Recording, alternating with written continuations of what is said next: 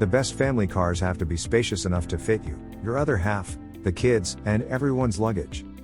It's also got to be stylish enough for you to want to buy it and offer a level of technology that fits in with your lifestyle. You'll want decent performance, without high running costs. Toughest of all, it needs to tick all these boxes, yet still offer great value. Volkswagen Golf. The Volkswagen Golf hatchback is one of those rare family cars that manages to be both classless and impressively classy all at the same time. At the same time, however, it's priced in such a way that if you're looking at a slightly humbler option, like a Ford Focus or a Vauxhall Astra, it wouldn't be a stretch to think the Golf might also be on your shortlist. The low-set headlights and that prominent monobrow front end in particular just aren't very attractive, and viewed side on it just looks a bit droopy, which is odd considering it's so squared off at the back. It's comfortable and roomy, but while the cabin quality is very good, and better than what you'd find in a Focus or Astra, it's not quite up to the task of taking on the BMW nor the Mercedes. Ford Focus. The new Ford Focus's interior is pleasant to look at, with a central band of shiny trim on the dashboard topped with a soft touch section that spreads as far as the top of the door cards. The buttons for Focus's climate control and other functions are all large and well labeled, so are easy to hit. Entry-level Ford Focus E-Tech models come with an 8-inch touchscreen, and voice recognition technology, Apple CarPlay and Android Auto phone mirroring. The touchscreen is responsive and bright, but the on-screen graphics aren't quite as sharp as in, say, an Audi or Mercedes, and the general menu structure isn't quite as intuitive, either. Two tall adults will have no problems with the amount of legroom and headroom around the Ford Focus's front seats, while the driver gets a decent amount of manual seat and steering wheel adjustment, as well as a manual lumbar adjustment as standard. Skoda Karoq. If you're expecting dramatic, dynamic driving or performance, look elsewhere, but stick around if what you're after is a solid, sensible, reliable family SUV. Basically, it's the echo shoes of the car world. The raised driving position has obvious appeal, as does the solid build quality and the plethora of clever features. If you're looking for wild colors or eye-searing patterns, then look elsewhere. That's not Skoda's bag.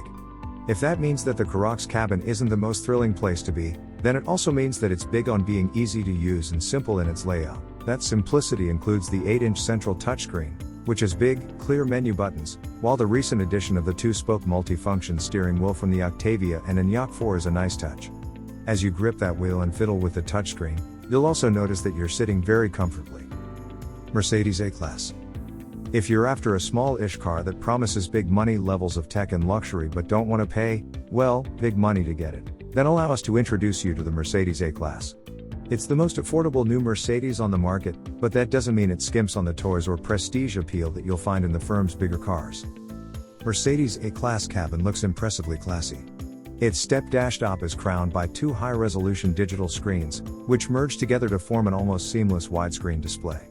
These are easy to configure and swift to respond to your inputs, too. Then there's the eye-catching turbine-styled air vents, plenty of brushed metal surfacing, and ambient mood lighting with up to 64 different colors to choose from. It really does look properly futuristic in here, even if some surfaces might not feel quite as sturdy as they appear. Peugeot 3008. The interior is a familiar sight compared with the old Peugeot 3008, but that's definitely no bad thing. It's one of the most interesting looking cabins of any SUV, and the quality is just as impressive as the way it looks. In front of the driver remains a 12-inch digital driver's display in place of a traditional instrument panel, although all but entry-level active models now get a 10-inch central infotainment screen, rather than the old car's 8-inch system.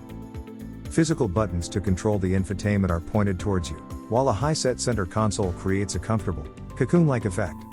Materials are of a very high standard as well, and everything feels solidly built. Skoda Scala. This is a 5-door hatchback that's giving the likes of the Ford Focus, Kia Ceed, and Volkswagen Golf plenty to think about, with its classy interior and keen pricing. Entry-level cars get a small 6.5-inch color touchscreen, but it's worth upgrading to mid-level SE trim for its 8-inch version. There is an even larger 9-inch screen on range-topping SEL models with built-in sat-nav and virtual cockpit digital dials, but the 8-inch system will be enough for most. The mid-level system also comes with Apple CarPlay and Android Auto, so having a built-in sat-nav isn't a necessity, while remote access via an app is standard across the range. However, it's worth adding those digital dials as an option to SE trim if you can stretch to it. They look superb, are really easy to read, and lift the cabin even further. BMW One Series. Just like the Mercedes A-Class and Audi A3, it comes with front-wheel drive as standard, a first for BMW's smallest car. Because of this, the new One Series doesn't have a long, sweeping bonnet like the car it replaces, but it still packs plenty of angular creases to make sure it's one of the sportiest looking hatchbacks around. Things are a little tamer inside, but the BMW One Series minimalist dashboard and 9-inch infotainment display look more modern than the equivalents in the old car's cabin. It's easy to get the hang of and comes with plenty of bang up-to-date equipment too, including Apple CarPlay, optional gesture controls, and BMW's personal assistant system. BMW has been able to redesign the One Series cabin to maximize room for passengers. As a result, there's more space in all 5 seats than in the old car, so you should be able to carry tall adults in the back in reasonable comfort. Volvo XC40. The Volvo XC40 is a stylish and very trendy SUV that brings cool Scandinavian styling, inside and out, and a wide range of engine options including mild hybrid, plug-in hybrid, and even fully electric models to the table. The interior is full of neat details that help the Volvo to stand out. For example, the door trims, armrests, and handles are made out of a single piece of plastic and have color-coded felt-lined inlays. It means there are some good-sized door bins on the one hand, but yet it also looks stylish inside. In fact, clever interior storage is one of the XC40's key traits. The central armrest has a removable section that works well as a small waste paper bin, and the large, well-shaped boot features a pop-up divider to hold shopping bags or loose items in place. There's plenty of space in the cabin for people as well, with nicely adjustable seats and plenty of room in the back. BMW 3 Series. You might consider a 3 Series over the likes of other posh German cars like the Audi A4 or Mercedes C-Class, but, spoiler alert, all told it's the best of this bunch. In fact, the plug-in hybrid version, the BMW 330e picked up the Best Family Hybrid Car in the 2021 CarWow Car of the Year Awards. The actual design will be familiar if you've owned a BMW 3 Series or 4 Series in the past, but with some obvious upgrades, the large infotainment screens for example. They are integrated into the dash and look much slicker than the Audi A4's freestanding unit, and you can now, finally, get Android Auto smartphone mirroring. Volkswagen Tiguan. Tiguan has a bit of a split personality.